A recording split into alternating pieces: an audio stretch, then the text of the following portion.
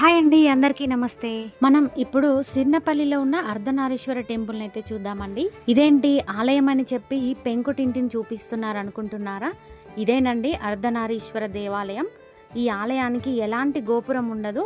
చుట్టూ కూడా వరండా లాంటి నిర్మాణం కూడా పెంకులతోనే నిర్మించబడి ఉంటుంది. చాలా అద్భుతంగా ఉంటుంది ఈ ఆలయం.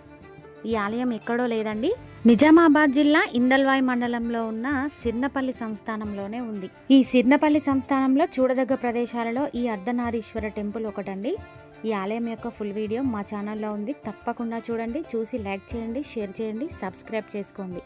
అంతేకాకుండా ఈ సిర్నపల్లి సంస్థానంలో సిర్నపల్లి గడి కూడా ఉంటుందండి. అది కూడా చాలా అద్భుతంగా ఉంటుంది.